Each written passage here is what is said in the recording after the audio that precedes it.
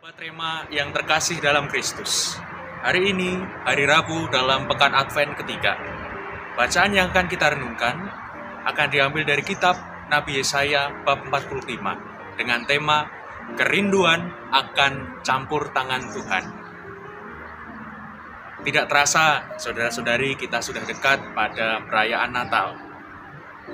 Natal seringkali diidentikan dengan dekorasi, dengan hal-hal baru yang kita nantikan, bahkan menjadi komoditas ekonomi yang menghiasi kota-kota kita, atau bahkan halaman media sosial kita.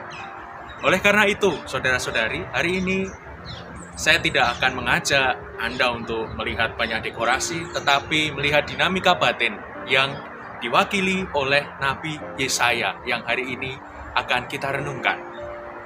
Dari tulisan-tulisan bapak-bapak gereja, saya menemukan hal yang menarik. Pertama, bahwa kesucian seorang nabi bukan karena dia hidup seperti malaikat tanpa noda dosa, tetapi kejujurannya, tetapi kedekatannya dengan Allah dalam suka dan duka, bahkan mengungkapkan kekecewaan, kemarahan dengan jujur di hadapan Tuhan.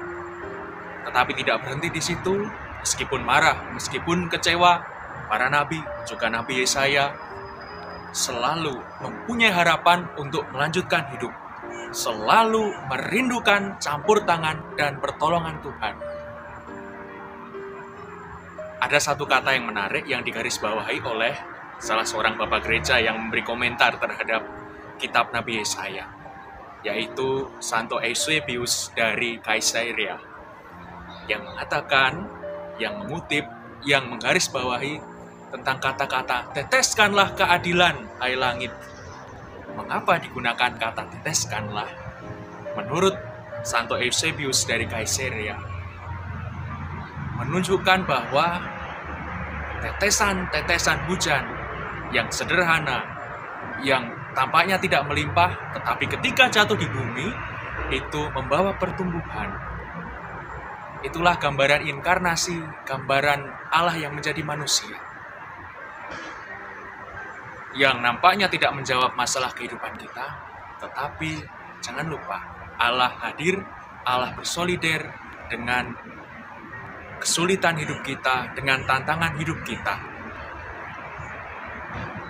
Mungkin bagi kita yang sudah mulai pulih dari pandemi, kita berpikir, Natal tahun ini atau akhir tahun ini, saya akan pergi kemana ya dengan keluarga. Tetapi tidak sedikit saudara-saudari, keluarga kita, saudara-saudari kita yang lain, yang masih sangat terdampak oleh pandemi. Lalu bagaimana ayat dari Sang Nabi ini menjawab? Semoga kita mempunyai kerinduan yang sama seperti Nabi Yesaya, tetap merindukan campur tangan Tuhan, yang seperti tetesan-tetesan hujan, seperti tetesan embun pagi, yang kelihatannya sederhana, tidak terasa, tidak nampak secara instan, tetapi itu semua kiranya menumbuhkan selalu harapan dalam hati kita, menguatkan iman kita, dan kita tetap percaya bahwa di dalam kesulitan hidup kita, bahwa di dalam tantangan hidup kita, Tuhan hadir secara sederhana, lewat bantuan orang-orang di sekitar kita, tapi juga lewat iman dan harapan yang masih Tuhan taruh dalam hidup kita. Maka semoga hari-hari hidup kita menampilkan harapan, menampilkan sukacita untuk menantikan, untuk merindukan selalu campur tangan Tuhan, yang tampaknya sederhana, tetapi kita menemukan itu, hidup kita semakin diteguhkan. Dengan demikian kita membawa harapan bagi orang-orang yang ada di sekitar kita, dalam keluarga kita, maupun bagi siapapun yang kita jumpai. Maka semoga kita pun mempunyai dinamika hati yang sama seperti Nabi Yesaya yang kita dengarkan hari ini. Maka semoga kita semua, keluarga, karya, studi, dan niat-niat baik kita senantiasa dibimbing, dilindungi, dan diberkati oleh Allah yang penuh kasih, dalam nama Bapa dan Putra dan Roh Kudus. Amin. Keluarga kudus, doakanlah kami.